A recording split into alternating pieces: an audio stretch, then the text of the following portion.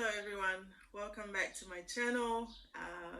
I'm always excited when I have the opportunity and the time to be able to sit down and record something and just have a time of discussion and a time of just speaking what's on my heart um, with everyone out there. And so I've been looking forward to this, and so let's get straight into it. Um, Today I am going to talk about a heavy and challenging topic. And this has come about because of the concerning number of people bringing up this, they bring this up as an issue in certain communities and in their relationships or relationships of people that they know. Um, and some of us will know this, that there are many places in the world where hitting or physical chastisement is considered an acceptable form of discipline or punishment for bad behavior. So when people migrate to certain places where the law does not allow this and the culture does not accept this, the emerging trend has been that verbal abuse is on the increase. Or maybe it's just being talked about a little bit more, but it's definitely coming to light amongst certain communities, and verbal abuse is increasing because it's not so visible. It's difficult to recognize or to prove, and can easily be deniable. Now, I'm a strong advocate against any form of abuse, and that is why I talk about it and believe that more education, protection, and support is important for people that find themselves in abusive situations or abusive relationships. There are different types of abuse. I'm sure most of us know that. There's physical abuse, there's sexual abuse, emotional abuse, psychological abuse, neglect when it comes to children and elderly parents and things like that. But today, I've chosen to talk about verbal abuse. Verbal abuse can be described as constant negative messaging and can include constant criticism, repeated disapproval, putting someone down, using words to frighten and control someone, demeaning someone. And the important word to note here is constant. It's ongoing. It's happening all the time. And it's important for us to note at this point that abuse isn't a gender issue. It is a human issue. So it's not about, oh, men are more abusive than women, or women are more verbally abusive than men because women naturally have more words to say than men. It's not about that.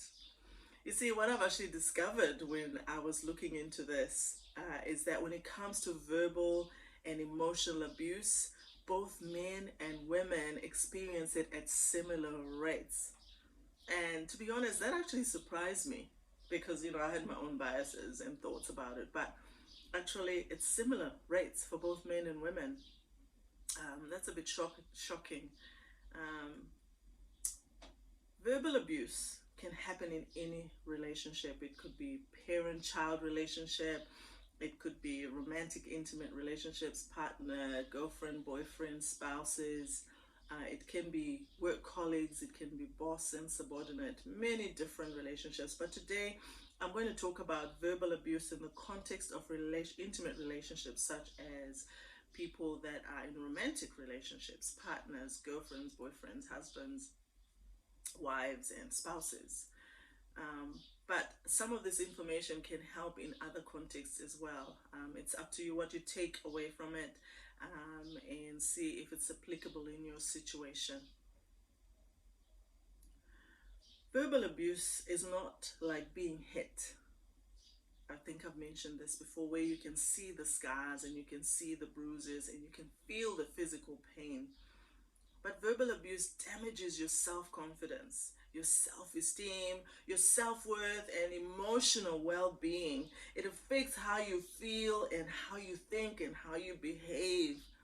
It really, really impacts your processes can be hugely affected by verbal abuse. You see, someone said words can be powerful tools that can either lift someone up or tear them down. It's not just the words that are being spoken, though, that have an effect, but how the words are being spoken. The tone of voice, the facial expressions, and the body language all play a part. You see, verbal abuse happens mainly behind closed doors. Then the abuser denies it, and you feel embarrassed because on the outside, your abuser is so nice to other people, but you just seem to set them off somehow.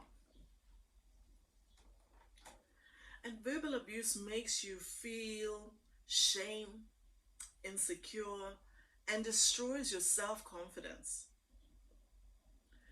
I mean, the honest truth is verbal abusers are bullies, right? They're bullies. They feel they can say whatever they want because they have power over you. When you talk to people with physical abuse in the past, people that have been physically abused, they often would say actually they prefer to be slapped around because verbal abuse is very much more hurtful. So what does verbal abuse actually look like or sound like? I'm just going to elaborate a little bit, make a few points, and hopefully that will shine a little bit more light for some of us.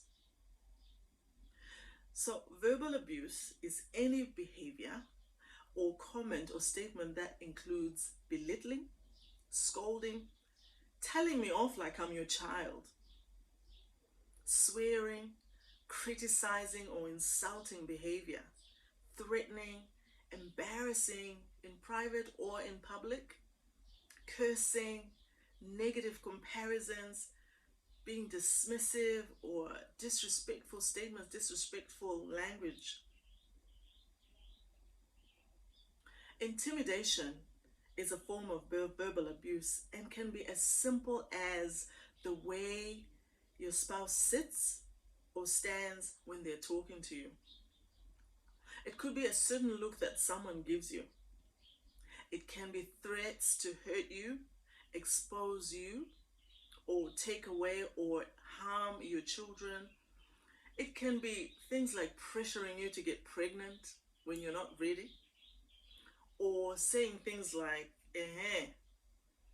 you shall see, and then they leave it hanging. What does that even mean? Verbal abuse is also when your feelings are dismissed. Your abuser refuses to discuss issues that upset you. They don't want you to express your thoughts or feelings. They tell you that you're oversensitive, you're overreacting, and they deny saying the things they said to you when you bring them up. In other words, your opinions and your feelings are not valued. Verbal abuse can also be in the form of verbal attack. What do I mean by that? When name calling is one-sided and happening all the time, that's not acceptable. Any negative name calling is not okay. Idiot, useless, uneducated. I can't even discuss anything intellectual or stimulating with you. Ugly, fat woman. When I met you, you were skinny, you used to look after yourself. Look at you now. Or skinny woman. I have nowhere to hold because of your bones sticking and poking at me. All those verbal attacks is abuse. Abusers are passive aggressive. They say sometimes things that are not full insults, but they'll say things that are just a little hurtful, and then they walk away. And so if you then bring it up, they'll say, ah, really? That's not what I meant, or that's not what I said. So just a little bit hurtful, and they walk away. Another form of verbal abuse is raising his or her voice, shouting. They're always shouting and lecturing you.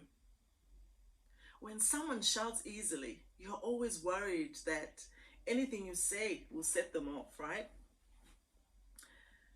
So you're always walking on eggshells around them because you just never know what might set them off. Verbal manipulation.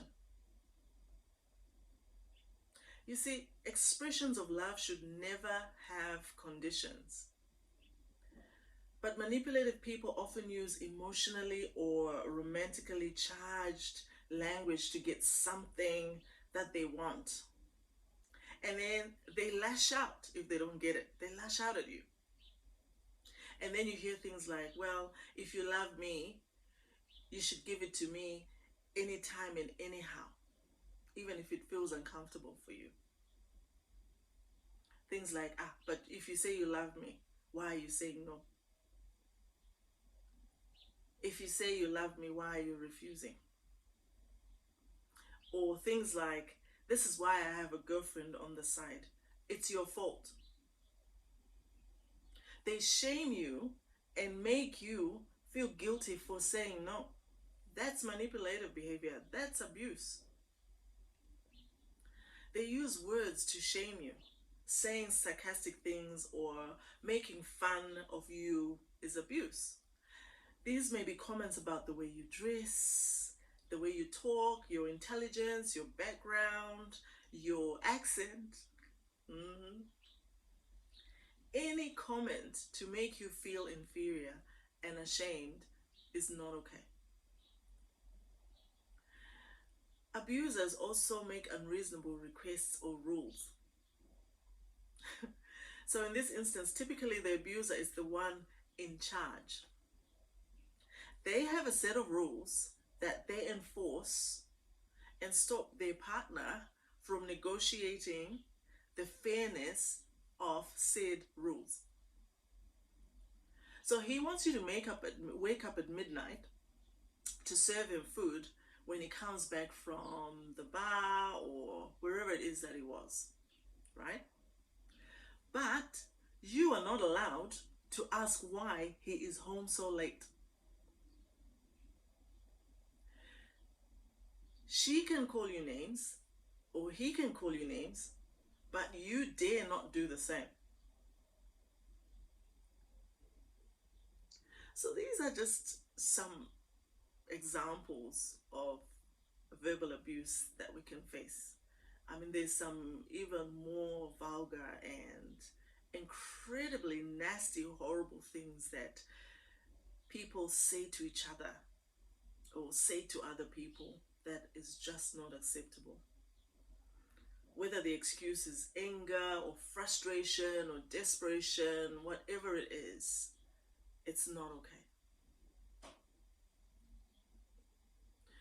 And so how do we respond to verbal abuse in a relationship? Let's move on to that.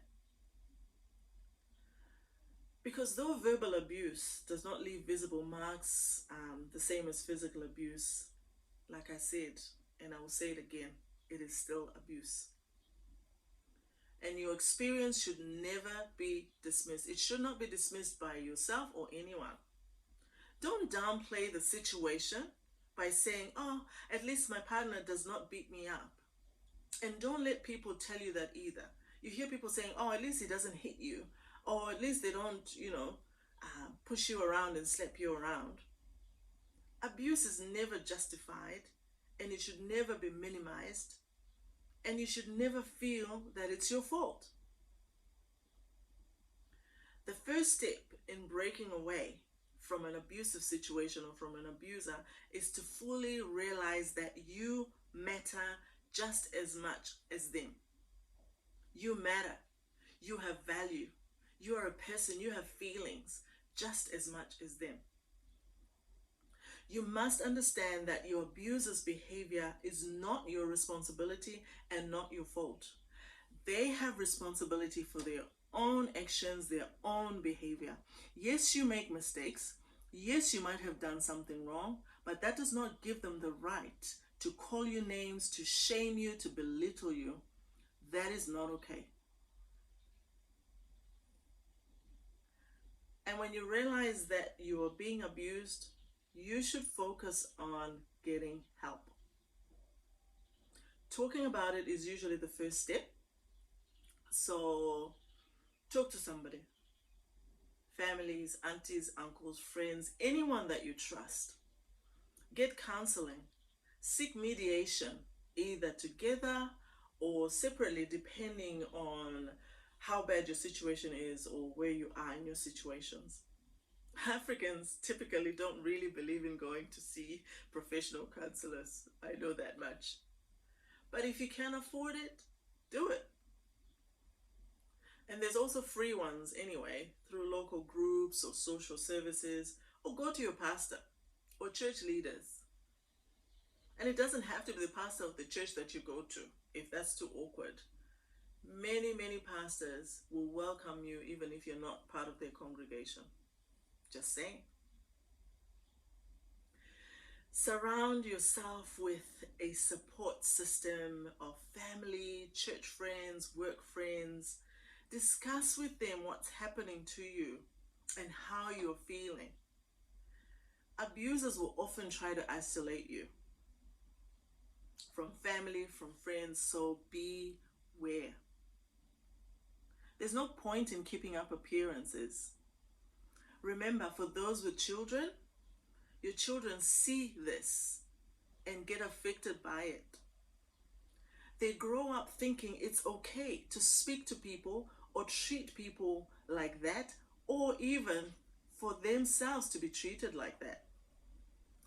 You'll be surprised to know that a lot of our children suffer verbal abuse from friends, from boyfriends, and they get manipulated into doing things they don't want to do, such as premarital sex, unprotected sex, drugs, alcohol, bullying, behavior, stealing, all sorts of things. You see, abuse gives an illusion of power, and that power can be addictive. And so you need to break the cycle. You need to break that power.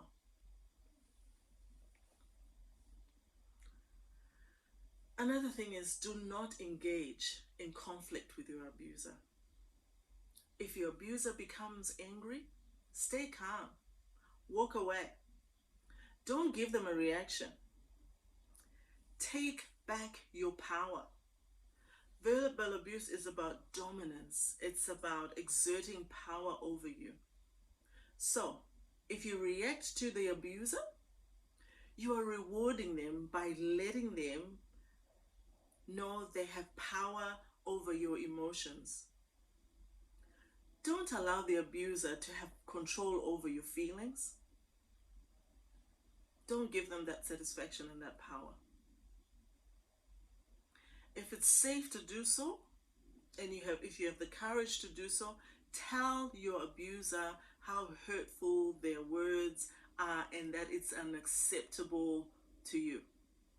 Set boundaries, clear boundaries on what you will and will not accept from your abuser.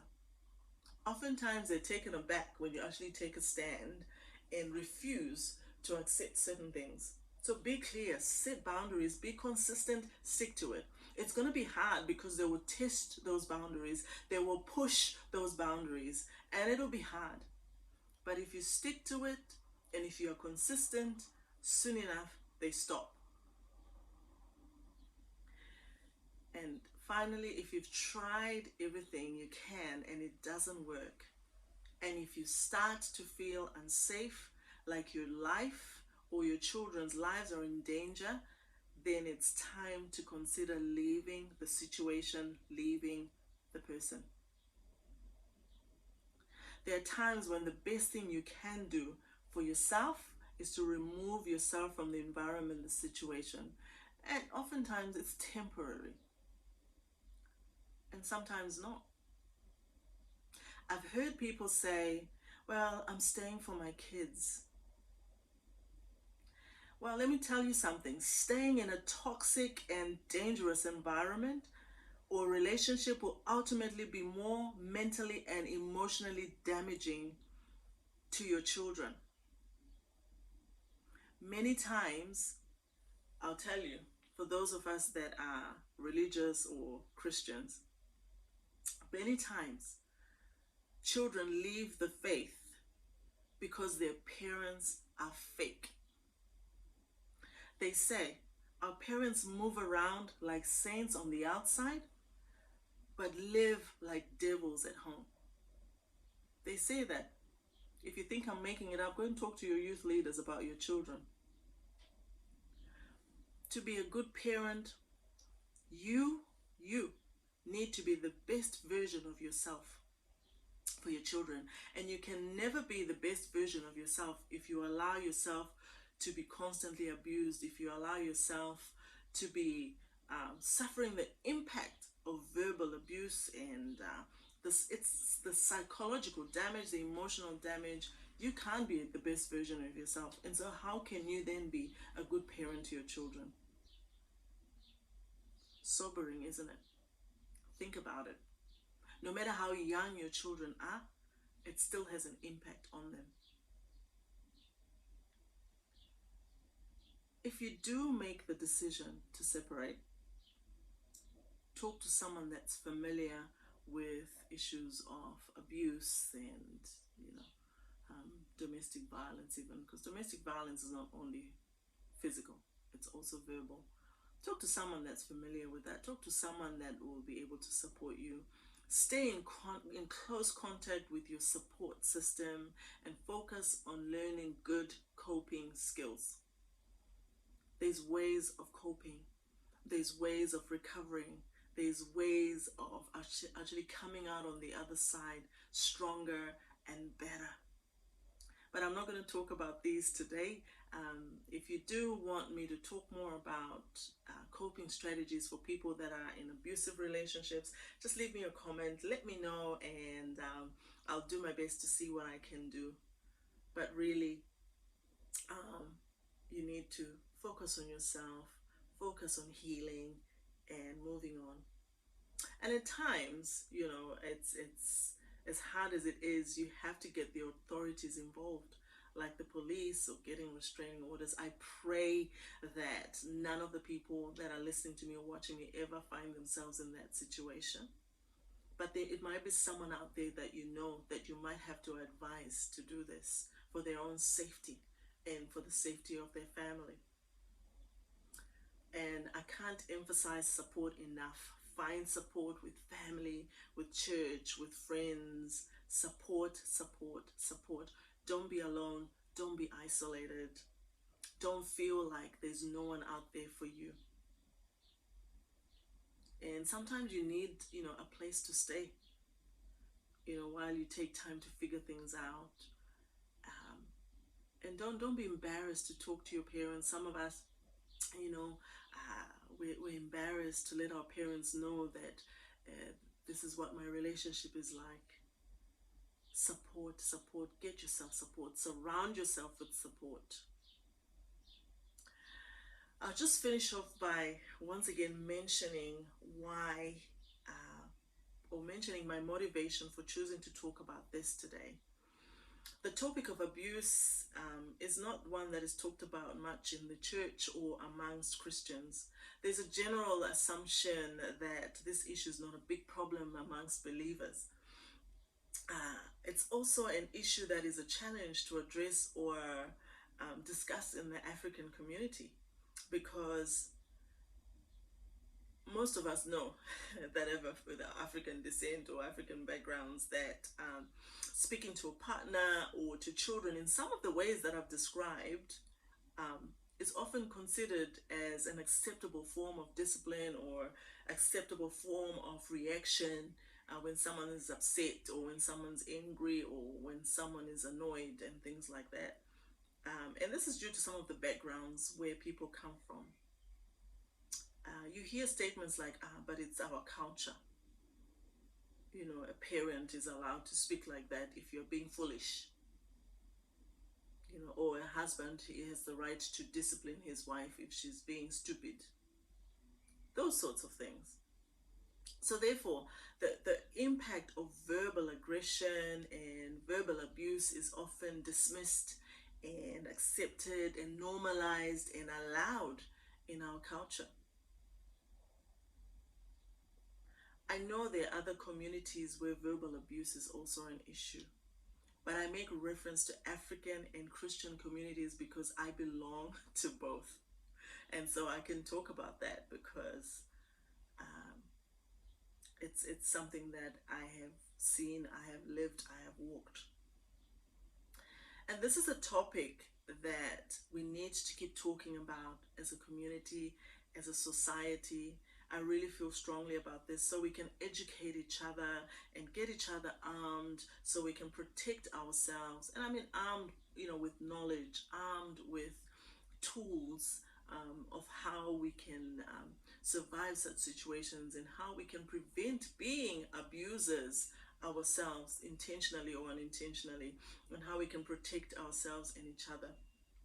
So if you've been listening to me and you've been listening to me today and you're in an abusive situation, I want you to know that it's not okay, and I want you to know that you need to do something about it. A good place to start, like I've already said, is talk to someone you trust, a friend, a relative, a pastor, even your GP. Sometimes they'll be able to refer you to agencies that can help. I don't know about other places, but here in New Zealand we have a program called EAP that is open to most employers and their employees, and it's a free service where you can go and talk to somebody and get a little bit of counseling and direction and be able to process whatever it is that you are going through. I want you to be aware that many times verbal abuse leads to emotional abuse and can escalate to physical abuse. And when it gets physical, situations can be fatal. So don't leave it and say, oh well, I've lived with it for so long, and things like that. And don't feel like you're alone, like there's no one out there for you. Sometimes you open up to certain people and you'll be amazed to discover that you're not the only one. So don't leave it, and don't isolate yourself. Talk to someone, get help, get support. Well, I hope this has helped somebody. I hope this has encouraged somebody.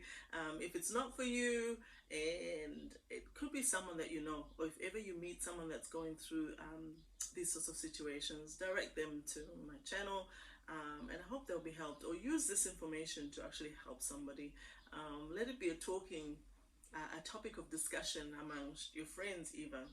Let's talk about these things. When we talk about it, that's when people can open up. And if somebody does open up to you, don't judge them.